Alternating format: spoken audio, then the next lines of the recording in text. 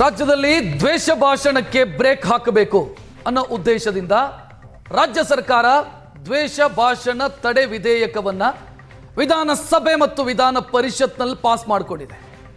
ರಾಜ್ಯಪಾಲರ ಬಳಿಗೆ ಅಂಕಿತಕ್ಕಾಗಿ ಕಳಿಸಿದ್ರೆ ರಾಜ್ಯಪಾಲರು ಅದು ಮೂಲಭೂತ ಹಕ್ಕುಗಳಿಗೆ ವಿರುದ್ಧವಾಗಿದೆ ಅನ್ನೋ ಪ್ರಮುಖ ವಿಚಾರಗಳನ್ನು ಪ್ರಸ್ತಾಪ ಮಾಡಿ ಅದನ್ನ ರಾಷ್ಟ್ರಪತಿಗಳ ಅಂಗಳಕ್ಕೆ ಕಳುಹಿಸಿದ್ದಾರೆ. ಇದೀಗ ಚರ್ಚೆಗೆ ಕಾರಣ. ದ್ವೇಷ ಭಾಷಣ ತಡೆ ಮಸೂದೆ ಈಗ ಹೊಸ ಟ್ವಿಸ್ಟ್ಗೆ ಕಾರಣ ಆಗಿದೆ. ದ್ವೇಷ ಭಾಷಣ ತಡೆ ವಿಧೇಯಕಕ್ಕೆ ಅಂಕಿತ ಹಾಕಿಲ್ಲ ರಾಜ್ಯಪಾಲರು.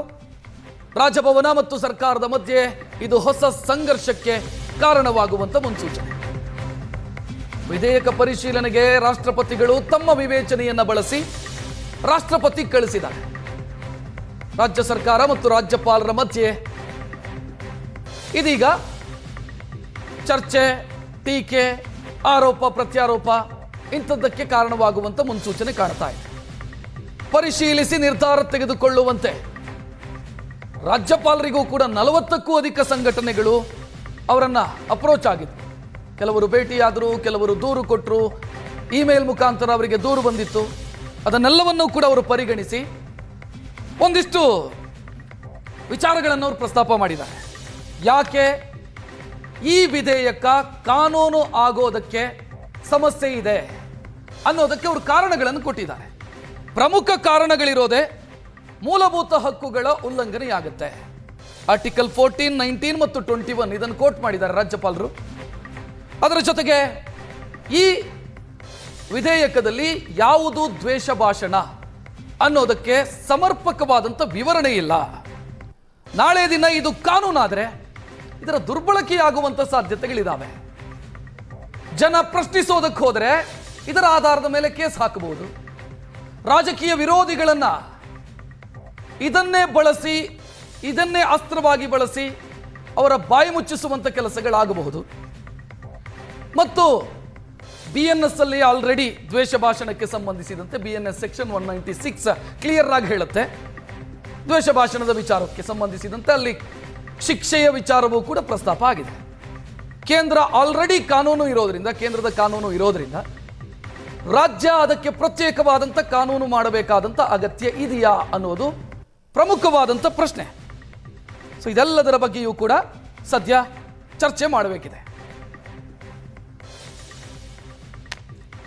ಈಗ ನಮ್ಮ ಜೊತೆಗೆ ಅತಿಥಿಗಳು ಜಾಯಿನ್ ಆಗಿದ್ದಾರೆ. ಮೊದಲನೇದಾಗಿ ವಿಧಾನ ಪರಿಷತ್ನ ಸದಸ್ಯರು ಕಾಂಗ್ರೆಸ್ನ ಕಡೆಯಿಂದ ನಾಗರಾಜ್ ಯಾದವ್ ಅವರೇ, ನಮಸ್ತೆ, ಕಾರ್ಯಕ್ರಮಕ್ಕೆ ಸ್ವಾಗತ. ರಾಜ್ಯದ ಹಿರಿಯ ವಕೀಲರು, ಪ್ರಮುಖ ವಕೀಲರು MT ನಾಣಯ್ಯ ಅವರು ನಮ್ಮ ಜೊತೆಗಿದ್ದಾರೆ. ಅವರು ಈ ವಿಧೇಯಕವನ್ನು ವಿರೋಧಿಸಿ ರಾಜ್ಯಪಾಲರನ್ನ ಭೇಟಿಯೂ ಕೂಡ ಆಗಿದ್ರು. ಅವರನ್ನ ಕೂಡ ನಾನು ವೆಲ್ಕಮ್ ಮಾಡ್ತೀನಿ. ಸರ್ ನಮಸ್ತೆ, ಕಾರ್ಯಕ್ರಮಕ್ಕೆ ಸ್ವಾಗತ. ಇನ್ನು ಬಿಜೆಪಿಯ ಕಡೆಯಿಂದ MLC ನವೀನ್ ಅವರು ನಮ್ಮ ಜೊತೆಗಿದ್ದಾರೆ. ನವೀನ್ ಅವರೇ, ಕಾರ್ಯಕ್ರಮಕ್ಕೆ ಸ್ವಾಗತ. ನಾನು ನಾಗರಾಜ್ ಯಾದವ್ ಅವರಿಂದ ಶುರು ಮಾಡ್ತೀನಿ. ಬಹುಶಃ ಇದರ ಒಂದು ಅಂದಾಜು ನಿಮಗೂ ಇತ್ತು ಅಂತ ಅನ್ಸುತ್ತೆ. ಈ ವಿಚಾರದಲ್ಲಿ ರಾಜ್ಯಪಾಲರು ಮಧ್ಯಪ್ರವೇಶ ಮಾಡೇ ಮಾಡ್ತಾರೆ, ಅಷ್ಟು ಈಸಿಯಾಗಿ ಸಿಗ್ನೇಚರ್ ಬೀಳಲ್ಲ ಇದಕ್ಕೆ ಅಂತ ಏನು ಹೇಳ್ತೀರಿ? ಈಸಿ ಮತ್ತು ಕಠಿಣ ಅನ್ನೋ ಪ್ರಶ್ನೆ ಬರಲ್ಲ. ಸಮಾಜದಲ್ಲಿ ಒಳ್ಳೆಯ ವಾತಾವರಣವನ್ನು, ಶಾಂತಿಯನ್ನು, ಲಾ ಆ್ಯಂಡ್ ಆರ್ಡರನ್ನು ಪ್ರತಿಪಾದನೆ ಮಾಡಬೇಕು ಅಂದಾಗ ಇಂಥ ಕಾನೂನುಗಳ ಅವಶ್ಯಕತೆ ಇದೆ ಅಂತ ನಾನು ಭಾವಿಸಿದ್ದೇನೆ. ಭಾಳ ಜನ ವ್ಯಾಖ್ಯಾನ ಮಾಡುವಾಗ, ಯಾಕಂದರೆ ಭಾಳ I am very happy today, ನನ್ನ ಕೊಲೀಗು ನವೀನ್ ಕೂಡ ಇದ್ದಾರೆ, ಭಾಳ ಚರ್ಚೆ ಆಯಿತು ವಿಧಾನ ಪರಿಷತ್ತಲ್ಲಿ. ಗಂಟೆಗಟ್ಟಲೆ ಚರ್ಚೆ ಆಯಿತು, 8-9 ಗಂಟೆಗಟ್ಟಲೆ ಚರ್ಚೆ ಆಗಿರ್ತಕ್ಕಂಥ ಬಿಲ್ ಇದು. ಭಾಳಷ್ಟು ಕಡೆ ಮೇಡಮ್ ಅಂತ ಹೇಳ್ತೀವಿ ಚರ್ಚೆನೇ ಆಗಿಲ್ಲ ಅಂತೇಳಿ. ನಾನು ಹೇಳ್ತಾ ಇರ್ತಕ್ಕಂಥದ್ದು ಯಾವುದೇ ಒಂದು ಜವಾಬ್ದಾರಿ, ಸರ್ಕಾರಿಯ ಜವಾಬ್ದಾರಿಯನ್ನು, ಕರ್ತವ್ಯ ಏನಂತಂದ್ರೆ ಚರ್ಚೆ ಆದ ಕೂಡಲೇ ಆ ಬಿಲ್ಲು ಸರಿ ಅಂತ ಅರ್ಥ. I have not completed. ಚರ್ಚೆ ಆದ ಕೂಡಲೇ ಆ ಬಿಲ್ಲು ಸರಿ ಅಂತ ಅರ್ಥನ? ನಾನು ಸರಿ ಅಂತ ಹೇಳಿದ್ನ ಈಗ. ನಾನು ಏನು ಮಾತಾಡ್ತೀನಿ ಮಾತಾಡಿ ಸರ್. ನಾನು ಕಂಪ್ಲೀಟ್ ದಯವಿಟ್ಟು ಒಂದು, ಯಾಕಂದ್ರೆ ಒಂದು ಹಿರಿಯರು ವಕೀಲರು ಕೂತಾರೆ, ಅವ್ರನ್ನ ಮಾತಾಡಿಸ್ತೀನಿ. ನಾನು ಏನು ಹೇಳ್ತೀನಿ ಅಂದ್ರೆ, ಲೆಟ್ ಅಸ್ ಹ್ಯಾವ್ ಎ ಗಂಭೀರವಾದ ಚರ್ಚೆ. ನಾನು ತಪ್ಪಿದ್ರೆ ನಾನು ಗಂಭೀರವಾದ ಚರ್ಚೆನೇ ಮಾಡ್ತಾ ಇರೋದು. ನಾನು ಏನು ಮಾಡಲಿಲ್ಲ ಸರ್. ನೀವು ಸೆಂಟ್ರಲ್ ಇಷ್ಟೊಂದು ನೋಡಿ 1 ನಿಮಿಷ ವೇಸ್ಟ್ ಮಾಡಿದ್ರಿ. ಪೇಷನ್ಸ್, ಯಾಕಂದ್ರೆ ಒಬ್ಬ ಲೆಜಿಸ್ಲೇಟರ್ ಕೂಡ ಇದ್ದಾರೆ. ನಾನು ಹೇಳ್ತಾ ಇರ್ತಕ್ಕಂಥ ಗಂಟೆಗಟ್ಟಲೆ ಚರ್ಚೆ ಆಗಿ ಪಾಸ್ ಆಗಿರ್ತಕ್ಕಂಥ ಒಂದು ಬಿಲ್ಲಿನಲ್ಲಿ ವ್ಯಾಖ್ಯಾನ ಹೇಳಬೇಕಾದಂದ್ರೆ ಒಂದು ಜವಾಬ್ದಾರಿ ಸರ್ಕಾರ. BJP, ಕಾಂಗ್ರೆಸ್, JDS ಇನ್ನೊಂದು ಪ್ರಶ್ನೆ ಬರಲ್ಲ ಅಲ್ಲಿ. ಕಾನೂನು ಸುವ್ಯವಸ್ಥೆಯನ್ನು ಕಾಪಾಡ್ತಕ್ಕಂಥದ್ದು ಮತ್ತು ನಮ್ಮಲ್ಲಿರ್ತಕ್ಕಂಥ ವಾಕ್ ಸ್ವಾತಂತ್ರ್ಯವನ್ನು ಯಾವ ರೀತಿ ಉಪಯೋಗಿಸ್ಕೊಳ್ತೀವಿ ಅಂತಕ್ಕಂಥದ್ದು ಭಾಳ ದೊಡ್ಡ ಜವಾಬ್ದಾರಿ ಆಗ್ತದೆ. ಸಂವಿಧಾನಗಳ ಹಕ್ಕು ಇದ್ರೂ ಕೂಡ ನಮ್ಮ ಕರ್ತವ್ಯಗಳು, ನಮ್ಮ ಜವಾಬ್ದಾರಿಗಳನ್ನು ಕೂಡ ಅರ್ಥ ಮಾಡ್ಕೊಳ್ತಕ್ಕಂಥ ಪ್ರಜ್ಞಾವಂತ ನಾಗರಿಕನಾಗಿ ನಾನು ನಿಮ್ಮ ಹತ್ರ ಮಾತಾಡ್ತಾ ಇದ್ದೇನೆ. ನಮ್ಮಲ್ಲಿರ್ತಕ್ಕಂಥ ಸ್ವಾತಂತ್ರ್ಯದ ವಾಕ್ ಸ್ವಾತಂತ್ರ್ಯದ ಹಕ್ಕು ನಾನು ಪ್ರತಿಪಾದನೆ ಮಾಡೋ ಸಂದರ್ಭದಲ್ಲಿ ಅದರ ಹಣ ಹಾಕದ ವಿಚಾರಗಳನ್ನು ಪ್ರತಿಪಾದನೆ ಮಾಡ್ತಕ್ಕಂಥ ಜನನೂ ಇರ್ತಾರೆ. ಅದನ್ನು ನಾನು ಹೇಳ್ತಾ ಇರ್ತಕ್ಕಂಥದ್ದು ವಾಕ್ ಸ್ವಾತಂತ್ರ್ಯ ಅಂತಕ್ಕಂಥದ್ದು ಸಂವಿಧಾನದ ಆರ್ಟಿಕಲ್ 19(1)(a) ಇರ್ತಕ್ಕಂಥ ನಿಮಗೆ ಇರ್ತಕ್ಕಂಥ ಸ್ವಾತಂತ್ರ್ಯ ಯಾರೂ ಕಸ್ಕೊಳ್ಳಿಕ್ಕೆ ಸಾಧ್ಯವೇ ಆಗೋದಿಲ್ಲ. ಅದೇ ರೀತಿ 19(2) ಇರ್ತಕ್ಕಂಥ ರಿಸ್ಟ್ರಿಕ್ಷನ್ಸ್ ಆಗ್ತಕ್ಕಂಥ ಕಾನೂನು ಸುವ್ಯವಸ್ಥೆವಾಗಿ ನಮಗೆ ರಿಸ್ಟ್ರಿಕ್ಷನ್ಸ್ ಇರ್ತವೆ. ನಾವು ಅದನ್ನ ಪರಿಪಾಲನೆ ಮಾಡಲಿಕ್ಕೆ ಕಾನ್ಸ್ಟಿಟ್ಯೂಷನಲ್ ವಿಚಾರಗಳನ್ನು ಕೊಟ್ಟಿರ್ತಕ್ಕಂಥದ್ದು. ಎರಡನೇದು ಹೇಳಬೇಕು ಅಂತಂದರೆ ನಾನು ನಿಮಗೆ ನೂರಾರು ಎಕ್ಸಾಂಪಲ್ಗಳನ್ನ ಕೊಡ್ಬೋದು. ಒಂದು ಭಾಷಣ ಅಂತಕ್ಕಂಥದ್ದು ಮಾತಾಡಲಿಕ್ಕೆ ನಿಮ್ಗೆ ಅಧಿಕಾರ ಇರ್ತದೆ, ನಿಮ್ಮ ಸಂವಿಧಾನ ಹಕ್ಕಿರ್ತದೆ ಮಾತಾಡಲಿಕ್ಕೆ. ಆದರೆ ಇನ್ನೊಬ್ಬರ ದ್ವೇಷ ಮಾಡಲಿಕ್ಕೆ ನಿಮ್ಗೆ ಹಕ್ಕು ಯಾವುದು ಕೂಡ ಇರಲಿಕ್ಕೆ ಸಾಧ್ಯವೇ ಇಲ್ಲ. ಯಾವ ಭಾಷಣದಿಂದಾಗಿ ಪ್ರಚೋದನಕಾರಿ ಭಾಷಣಗಳನ್ನು ಮಾಡಿ ಈ ಸಮಾಜದಲ್ಲಿ ಅಶಾಂತಿನ ಹುಟ್ಟಾಕ್ತಾರೋ ಅದು ಯಾವುದೇ ವರ್ಗಕ್ಕೆ ಸೇರಿರ್ತಕ್ಕಂಥದ್ದು. 140 ಕೋಟಿ ಜನ ಇರ್ಬೋದು, ಕರ್ನಾಟಕದಲ್ಲಿ 6.5 ಕೋಟಿ ಕನ್ನಡಿಗರಿರ್ಬೋದು. ದ್ವೇಷವನ್ನು ಮಾಡಲಿಕ್ಕೆ ನಿಮ್ಗೆ ಅಧಿಕಾರ ಇಲ್ಲ, ದ್ವೇಷ ಭಾಷಣ ಮಾಡಲಿಕ್ಕೆ ನಿಮ್ಗೆ ಅಧಿಕಾರ ಇಲ್ಲ. ಆ ದ್ವೇಷ ಭಾಷಣದ ಸಮಾಜದಲ್ಲಿ ಹಾಕದ ಅಶಾಂತಿ ವಿಚಾರವನ್ನು ತಡೆಗಟ್ಟಬೇಕಾಗಿರೋದು ಒಂದು ಜವಾಬ್ದಾರಿ ಸರ್ಕಾರಕ್ಕೆ. ನಾನು ಬರ್ತಾ ಇದ್ದೀನಿ ನೋಡಿ, ಆ ಬಿಲ್ ನಾವು ತಂದಿದ್ದ ಕಾರಣಗಳನ್ನು ನಿಮಗೆ ಹೇಳಿದ್ದೇನೆ. ನಾವು ಸಮಾಜದ ಶಾಂತಿಯನ್ನು ಕಾಪಾಡು, ಸುವ್ಯವಸ್ಥೆಯನ್ನು ಕಾಪಾಡಬೇಕು, ಮಾನವೀಯತೆಯನ್ನು ಕಾಪಾಡಬೇಕು, ಮಾನವೀಯತೆ ಗುಣಗಳನ್ನು ಕಾಪಾಡ ಮಾಡಿದ್ದೀವಿ. ಇದನ್ನ ಗವರ್ನರ್ ನಾವು ಕಳಿಸಿದ್ದೀವಿ. ಗವರ್ನರ್ಗೆ ಅಸೆಂಟ್ ಕೊಡಬೇಕಾಗಿತ್ತು, ಅಸೆಂಟ್ ಕೊಡಲೇಬೇಕು ಅಂತಕ್ಕಂಥ ನಾನು ಗನ್ನಿಟ್ಟು ಕೇಳಕ್ ಆಗೋದಿಲ್ಲ. ಗವರ್ನರ್ ಘನತ್ವದ ಗೌರವರಿಗೆ ನಾನು ಗೌರವದಿಂದ ಹೇಳ್ತಾ ಯಾಕಂದ್ರೆ ನಮಗೆ ಕೊಡ್ತಾ ಆಶಾಭಾವನೆ ನಾವು ಇದ್ದೀವಿ. ಅವ್ರಿಗಿರ್ತಕ್ಕ ಅಧಿಕಾರ ಆರ್ಟಿಕಲ್ 201 ಉಪಯೋಗಿಸ್ಕೊಂಡು ರಾಷ್ಟ್ರಪತಿ ಕಳಿಸ್ತಾರೆ, ಅಸೆಂಟ್ ನ ಕೇಳ್ತಾರೆ. ಅಸೆಂಟ್ ಅವ್ರು ಕೊಡಬಹುದು, ತಡ ಇಟ್ಕೋಬಹುದು, ವಿತ್ಡ್ರಾಲ್ ಮಾಡಬಹುದು. ಅವ್ರು ಇರ್ತಕ್ಕ ಆದ್ರೆ ಒಂದು ಮಾತ್ರ ಹೇಳ್ತೀನಿ ಕೇಳಿ, ಕೇಂದ್ರ ಸರ್ಕಾರ ನೇಮಕ ಮಾಡಿದ ಒಂದೇ ಕಾರಣಕ್ಕೋಸ್ಕರ ನೀವು ಬಿಜೆಪಿ ವಿರೋಧ ಮಾಡಿದವರು ಬಿಲ್ಗಳನ್ನ ಪಾಸ್ ಮಾಡಲ್ಲ ಅಂತ ಹೇಳಿದ್ರೆ ಯಾವ ಸಂದರ್ಭದಲ್ಲಿ ಯಾವ ಬಿಲ್ ಅನ್ನ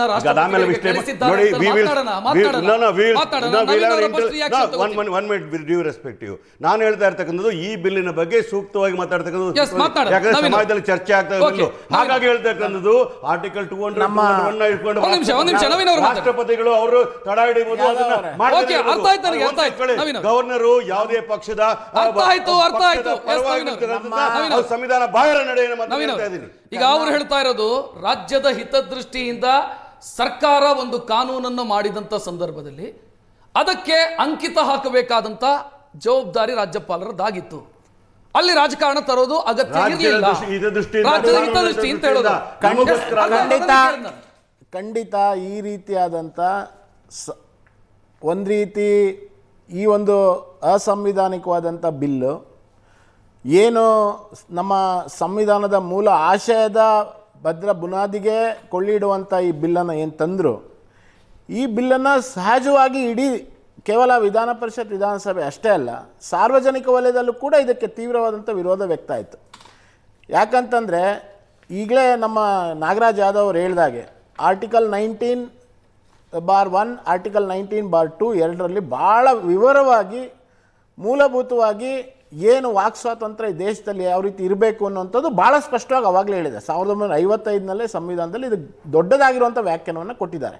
ಈಗ ಅದನ್ನೇ ಬೇರೆ ರೀತಿಯಾಗಿ ತಿರುಗಿಸುವಂಥ ಕೆಲಸ ರಾಜ್ಯಗಳು ತಮ್ಮ ರಾಜ್ಯಗಳಲ್ಲಿ ಬಿಲ್ಗಳನ್ನು ಮಾಡ್ತಾ ಹೊರಟ್ರೆ ಇವತ್ತು ಆ ಗವರ್ನರ್ ಆದಂಥವರು ಸಹಜವಾಗಿ ಸಮಾಜದಲ್ಲಿರುವಂತ ಲಾ ಅಂಡ್ ಆರ್ಡರ್ ಕಾಪಾಡಬೇಕು. ಖಂಡಿತ ಕೇಳಿ ನಾನು ಹೇಳ್ತೇನೆ, ಲಾ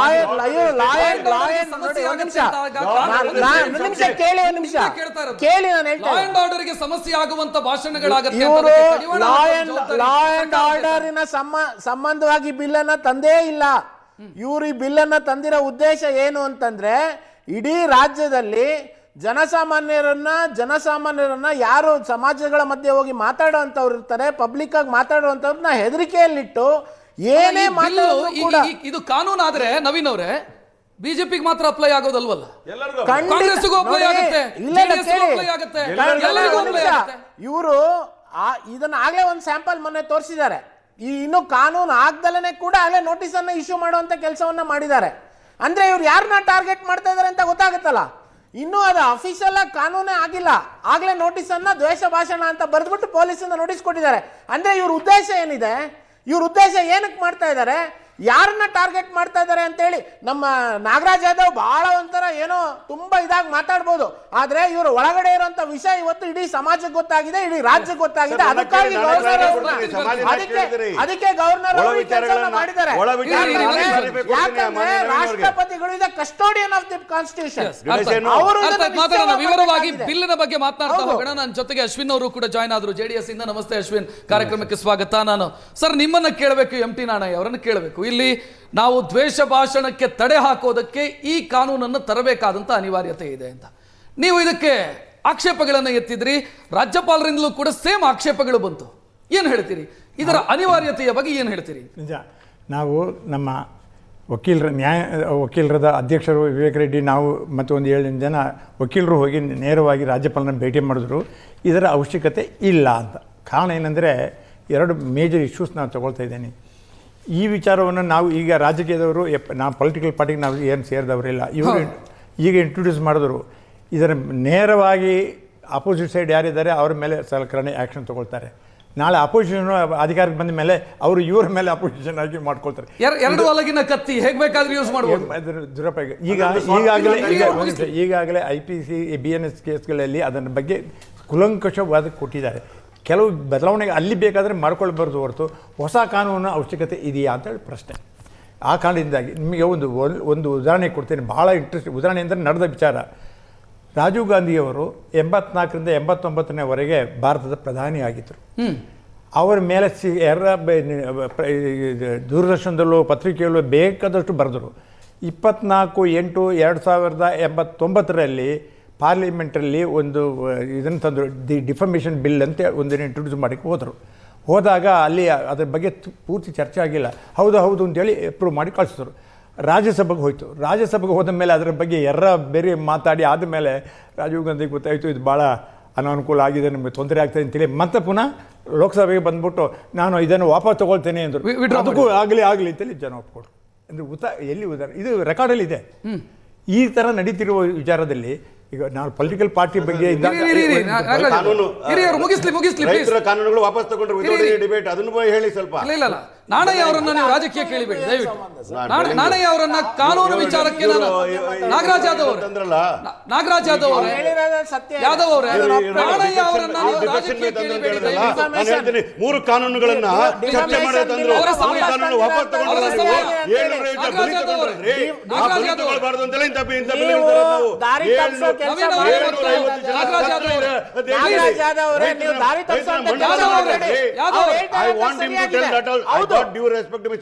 ನಾಣಯ್ಯ ಅವರು ಮುಗಿಸ್ತಾರೆ, ಅವರ ಸಮಯ ಇದೆ. ನನ್ನ ಸ್ನೇಹಿತರಿಗೆ ಹೇಳ್ತಿದ್ದೇನೆ, ನಾವು ಇಲ್ಲಿ ದೂರದರ್ಶನ ಇದ್ದೇವೆ, ನಮ್ಮನ್ನು ಭಾಳಷ್ಟು ಜನ ನೋಡ್ತಾ ಇದ್ದಾರೆ.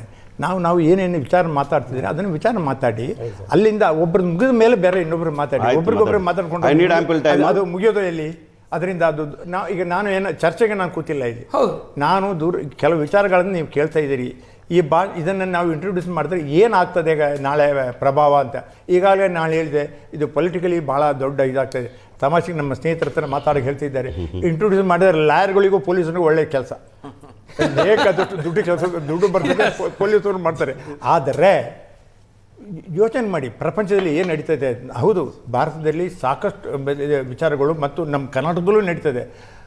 ಯಾರನ್ನೂ ನೇರವಾಗಿ ರಾಜಕೀಯದವರು ಅಧಿಕಾರಿಗಳು ಮಂತ್ರಿಗಳನ್ನು, ಪ್ರಧಾನಮಂತ್ರಿಗಳನ್ನು, ಬೇರೆ ಮಂತ್ರಿಗಳನ್ನೆಲ್ಲ 2 ಪಾರ್ಟಿಗಳು ದೂಷಣೆ ಮಾಡ್ಕೊಂಡು ಬೈತಾ ಇರ್ತಾರೆ.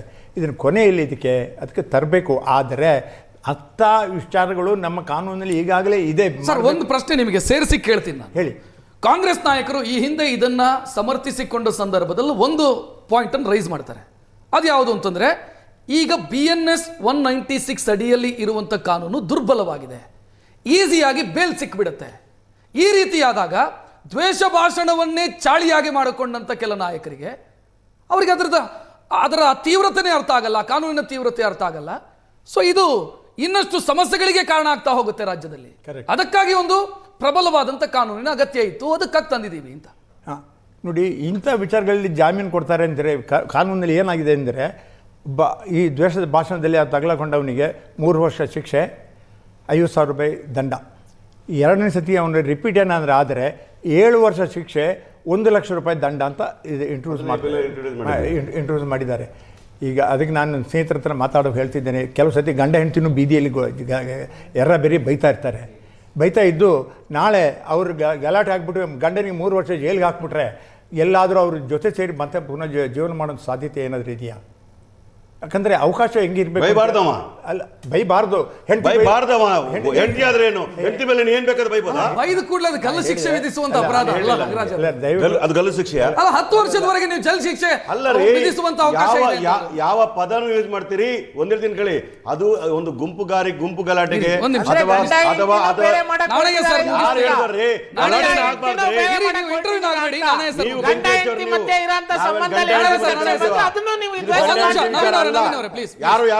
ಸರ್ ಕಾನೂನು ದುರ್ಬಲವಾಗಿದೆ, ಅದಕ್ಕಾಗಿ ನಾವು ಪ್ರಬಲಪಡಿಸೋದಕ್ಕೆ ಪ್ರತ್ಯೇಕ ಕಾನೂನಿನ ಅಗತ್ಯ ಇದೆ, ಈ ಸಮರ್ಥೆಯನ್ನು ಒಪ್ಪಬಹುದಾ ಅಂತ ಕೇಳಿದೆ. ಅಲ್ಲ, ಅದನ್ನ ಆ ರೀತಿ ಒಪ್ಕೊಳ್ಳೋದು ಸೂಕ್ತ ಅಲ್ಲ ಅಂತ ನಾನು ಹೇಳ್ಕೊಡೋದು ಇದೇ ಕಾರಣಗಳು. ಬರೀ ಗಂಡ ಹೆಂಡತಿ ವಿಚಾರಕ್ಕೆ ಸುಮ್ಮನೆ ಹಾಗೆ ಮಾತಾಡಿದೆ. ಏನು ಬೀದಿಯಲ್ಲಿ ಏನೆಲ್ಲ ನಡೀತಾ ಇರ್ತವೆ ನಾವು ನೀವು ನೋಡಿದ್ದೇವೆ, ನೀವು ನೋಡಿದ್ದೇವೆ. ಪಬ್ಲಿಕ್ ಆಗಿ ಸ್ಪೀಚಲ್ಲೂ ಕೆಲವು ಸತಿ ಅದನ್ನು ದುರುಪಯೋಗ ಪಡಿಸಿದ್ದಾರೆ. 2 ಪಕ್ಷಗಳು 3 ಪಕ್ಷಗಳು. ಆ ಕಾರಣದಿಂದಾಗಿ ಇದನ್ನು ನಾವು ಮಾಡಿದರೆ ಎಷ್ಟು ಅನಾನುಕೂಲ ಆಗ್ತದೆ ಜನರಿಗೆ ಅಂತ ಹೇಳಿದರೆ ನಾಳೆ ಮಾತಾಡಬೇಕೋ ಬೇಡ ಅಂತ ಕೆಲವು ವಿಚಾರಗಳು ಅರ್ಥ ಆಯ್ತು ಸರ್. ಒಂದೇ ನಿಮಿಷ ಸರ್. ಅಶ್ವಿನ್ ಒಂದು ನಿಮಿಷ. ನಾಗರಾಜ್ ಯಾದವ್ ಅವರು, ಎಲ್ಲರ ಸಮಯವನ್ನ ನೀವೇ ತೆಗೆದುಕೊಳ್ಬೇಡಿ, ನಮ್ಮ ಜೊತೆಗೆ ಉಳಿದ ಅತಿಥಿಗಳು ಕೂಡ ಇದ್ದಾರೆ. ಅಶ್ವಿನ್, ರಾಜ್ಯಪಾಲರು ಅದನ್ನ ರಾಷ್ಟ್ರಪತಿ ಅಂಗಳಕ್ಕೆ ಕಳಿಸಿದ್ದಾರೆ, ನಿಮ್ದು ವಿರೋಧ ಆಯಿತು ಸರ್. ಘನವೆತ್ತ ರಾಜ್ಯಪಾಲರು ಅಂತ ಎಲ್ಲರೂ ಶಾಸಕರು ಅವರ ಸ್ಪೀಚ್ಗಳಲ್ಲಿ ಹೇಳ್ತಾರೆ. ಆ ಘನತೆಯನ್ನು ಕಾಪಾಡೋದ್ರಲ್ಲಿ ಎಲ್ಲೋ ಕಾಂಗ್ರೆಸ್ ಅವರು ಹಿಂದೆ ಉಳಿದಿದ್ದಾರೆ. ಏನಕ್ಕೆ ಅಂದರೆ 21 ಮಸೂದೆಗಳಿಗೆ ಕಳೆದ ಚಳಿಗಾಲದ ಅಧಿವೇಶನ ಬೆಳಗಾವಿಯಲ್ಲಿ ಆದಂಥ 21 ಮಸೂದೆಗಳಲ್ಲಿ 19 ಮಸೂದೆಗಳಿಗೆ ಅಂಗೀಕಾರ ಕೊಡ್ತಾರೆ ರಾಜ್ಯಪಾಲರು, 2 ಬಿಡ್ತಾರೆ. ಒಂದು ದ್ವೇಷ ಭಾಷಣ ಕಾಯ್ದೆ ಹಾಗೂ ಪರಿಶಿಷ್ಟ ಜಾತಿಯ ಒಳ ಮೀಸಲಾತಿ 2 ಕಾಯ್ದೆಗಳಲ್ಲಿ ಗೊಂದಲ ಇದೆ, ಅದನ್ನು ಪುನಃ ಒಂದು ಇದಕ್ಕೆ ಇವರ ವಿಚಾರಕ್ಕೆ ಬಿಡ್ತಾರೆ. ಅಂಥ ವಿಚಾರದಲ್ಲಿ ಇವರು ಮೊದಲಿಗೆ ಸರ್ ಪತ್ರಕರ್ತರು, ಬರಹಗಾರರು, ಚಿಂತಕರು ಯಾರೇ ಇರಲಿ ಜನಸಾಮಾನ್ಯರಿಗೆ ಯಾವ ರೀತಿ ಆಗುತ್ತೆ ಅಂದರೆ ಪ್ರಜಾಪ್ರಭುತ್ವ ವ್ಯವಸ್ಥೆಯಲ್ಲಿ ಪ್ರಶ್ನೆನೇ ಮಾಡಬಾರ್ದು ಅನ್ನೋ ರೀತಿಗೆ ಕಾಂಗ್ರೆಸ್ ಅವರು ತಗೊಂಡು ಹೋಗ್ತಿದ್ದಾರೆ. ಸ್ವತಂತ್ರ ಬಂದು 60 ವರ್ಷ ಕಾಂಗ್ರೆಸ್ ಸರ್ಕಾರದವರು ರಾಜ್ಯ ಆಳಿದ್ದಾರೆ, ಕೇಂದ್ರವನ್ನು ದೇಶವನ್ನು ಆಳಿ ಇವತ್ತು ನೀವು ದ್ವೇಷ ಭಾಷಣ ಕಾಯ್ದೆಗೆ ನೀವು ತರ್ತಿದ್ದೀರಾ ಅಂತಂದರೆ ಒಂದು ಟ್ರಯಲ್ ಆಗಲ್ಲ, ಏನೂ ಆಗಲ್ಲ. ಇದನ್ನು ರಾಜಕೀಯವಾಗಿ ದ್ವೇಷವಾಗಿ ಬಳಸ್ಕೊಂಡು ಅವನಿಗೆ ಕೃತಿಕ ಬುದ್ಧಿಮತ್ತೆ ಉಪಯೋಗಿಸ್ಕೊಂಡು ಅವನ್ನ ಮಾತನ್ನು ಚೇಂಜ್ ಮಾಡಿ ಇವ್ನು ಮಾತಾಡಿದ್ದಾನೆ ಅಂತೇಳಿ ಅವನ್ನ ಕೆಲವಾರು ದಿನ ಜೈಲಿಗಿಡಕ್ಕಾಗಲ್ವಾ? ಇದು ರಾಜಕೀಯವಾದಂಥ ಸಂಘರ್ಷಕ್ಕೆ ಒಳಗಾಗುತ್ತೆ ಸರ್. ಕೇಂದ್ರ ಮತ್ತು ರಾಜ್ಯ ಎರಡೂ ಸಂಘರ್ಷಕ್ಕೆ ಇಳಿಬೇಕಾಗತ್ತೆ. ಇವರು ಇವತ್ತು ಆಡಳಿತ ಪಕ್ಷದಲ್ಲಿದ್ದಾರೆ, ಪುನಃ ನೆಕ್ಸ್ಟ್ ಬರೋಂಥ ಆಡಳಿತ ಪಕ್ಷದಲ್ಲಿರೋರು ಇವ್ರನ್ನ ಯಾವ ರೀತಿ ಘರ್ಷಣೆಗೆ ಹೋಗುತ್ತೆ? ನಾನು ಹೇಳ್ತೀರಾ ಸರ್, ಈಗ ಉದಾಹರಣೆ ಮೊನ್ನೆ DK ಶಿವಕುಮಾರ್ ಅವ್ರು ಕಂಡ್ರೆ ಎಲ್ಲರೂ ಭಯ ಪಡ್ತಾರೆ. ಜನರು ಏನು ಮಾತಾಡೋಕ್ಕೂ ಭಯ ಆಗುತ್ತಪ್ಪ, ಗೊತ್ತಿಲ್ಲ, ಜನ ಭಯ ಪಡ್ತಾರೆ ಸರ್. ಹೇಳ್ತಿದ್ದೀನಿ ಏನಕ್ಕೆ ಅಂತ. ಈಗ ಫ್ರೀಡಮ್ ಪಾರ್ಕಲ್ಲಿ ಒಂದು ಚಳುವಳಿ ಆಗ್ತಾ ಇದೆ. ಅದು ಆಶಾ ಕಾರ್ಯಕರ್ತರು ಇರ್ಬೋದು, ಇಲ್ಲ ಆರೋಗ್ಯ ಇಲಾಖೆ ಇರ್ಬೋದು, ಕಂದಾಯ ಇಲಾಖೆ, ಯಾವುದಾದ್ರೂ ಒಂದು ವಿರೋಧ ಮಾಡ್ತಾ ನೀವು ಅಲ್ಲಿ ಮಾತಾಡಬೇಕಾದ್ರೆ ಆ ಜನಸಾಮಾನ್ಯರು ಆ ಚಳುವಳಿನಲ್ಲಿ ಮಾತನ್ನ ನೀವು ಕಿತ್ಕೊಂಡಂಗೆ ಆಗಲ್ವಾ? ಏನು ಮಾತಾಡಬೇಕು ಏನು ಮಾತಾಡಬಾರ್ದು ಅಂತ ಭಯ ಆಗಲ್ವಾ ಸರ್? ಇದು ಯಾವ ರೀತಿಯ ಕಾಯ್ದೆ? ರಾಜ್ಯಪಾಲರು ಎಷ್ಟು ಚೆನ್ನಾಗಿ ವಿವರಿಸಿದ್ದಾರೆ ಅಂದರೆ ಜನಸಾಮಾನ್ಯರ ರಕ್ಷಣೆಗೆ ನಾವು ಬದ್ಧರಾಗಿರ್ಬೇಕು ಹೊರತು ಪ್ರಜಾಪ್ರಭುತ್ವ ವ್ಯವಸ್ಥೆನಲ್ಲಿ ಜನಸಾಮಾನ್ಯರು ಕೇಳೋ ಪ್ರಶ್ನೆನ ನೀವು ಅದ್ ಹೆಂಗ್ರಿ ನೀವು ಕಿತ್ಕೊಳ್ಳೋಕೆ ಪ್ರಯತ್ನ ಪಡ್ತೀರಾ? ಅದರ ವಿರುದ್ಧ ಅವರು ರಾಜ್ಯಪಾಲರು ಇವತ್ತು ಚಿಮಾರಿ ಆಗ್ತಿದ್ದಾರೆ ಜನರು. ನನಗೆ ನಾಗರಾಜ್ ಯಾದವ್ ಅವರ ಪ್ರತಿಕ್ರಿಯೆ ಇದಕ್ಕೆ ಅಗತ್ಯ ಇದೆ.